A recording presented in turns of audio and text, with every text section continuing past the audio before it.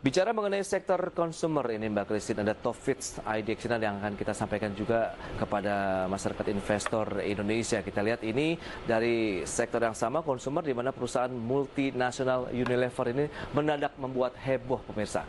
Karena terang-terangan mendukung gerakan dan komunitas LGBT atau gerakan lesbian, gay, biseksual, transgender. Unggahan yang kontroversial itu segera memantik badai protes dan bahkan seruan boykot atas produk-produk Unilever dari warganet Indonesia. Ya, kita lihat seperti apa tanggapan, di mana sebagian mengucapkan selamat tinggal untuk Unilever, sementara sebagian yang lain menyerukan untuk tidak lagi membeli produk-produknya. Bahkan warganet Indonesia ramai-ramai membincangkan Unilever di Twitter sehingga menjadi trending topik Indonesia. Ya, tidak sedikit yang menghujat langkah dari Unilever Internasional tersebut, namun banyak pula yang cenderung memberikan arahan seperti dari Lisha Oran 97.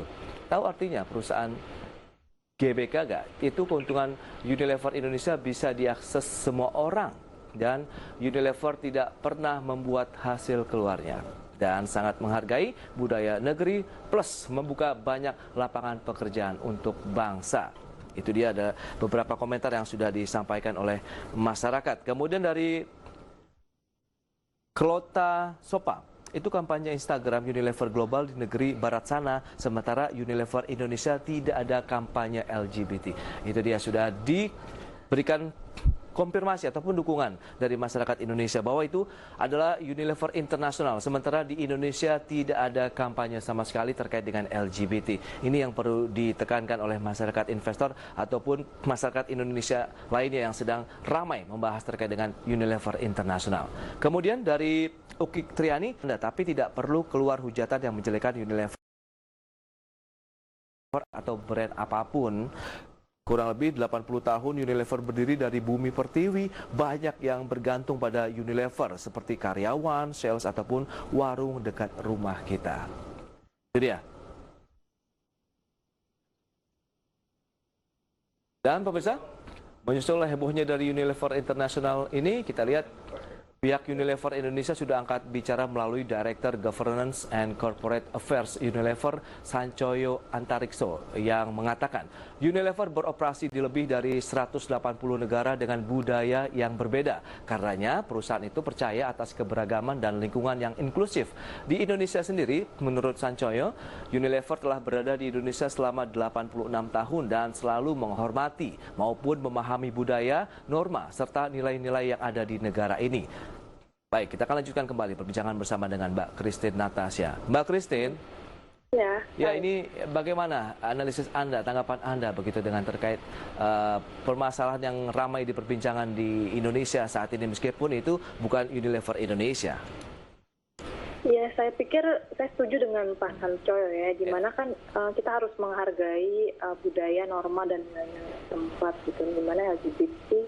Kalau ini kan perusahaan multinasional. UK, Dutch, ini mereka menghormati yang namanya LGBT, yang mana ini juga merupakan kayak seperti agama aja gitu, jadi kita harus menghormati gitu. Jadi sebenarnya nggak ada hubungannya juga sih sama produk-produk Indonesia gitu. Jadi di mana kalau ada yang mengatakan bahwa profitnya ini untuk mendukung LGBT atau apa, enggak sih. Kalau saya Unilever sendiri membagikan dividen payout yang 100% gitu untuk para shareholder, mana nih ROI mereka juga sangat tinggi gitu. Jadi menurut saya dengan Unilever Global yang mendukung LGBT ini sebenarnya nggak ada hubungannya juga sih, harusnya dengan produk-produk Unilever.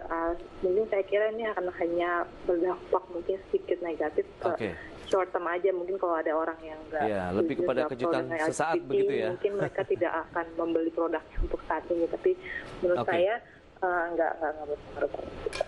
Baik, Mbak Christine, hari ini naik 0,95% untuk Unilever Indonesia Tbk. Kalau Anda melihat kondisi seperti ini, masihkah Anda mereka mendiskusikan Unilever menjadi bagian dari portofolio masyarakat investor di tanah air? Iya, untuk Unilever sih kita masih suka ya. Jadi kan dari sisi komoditi price and sound oil price juga kalau kita lihat sudah naik cost. Ini kan akan membantu Unilever punya margin karena kan mereka juga menggunakan oil gitu untuk packaging dan sebagainya. Baik, itu dia.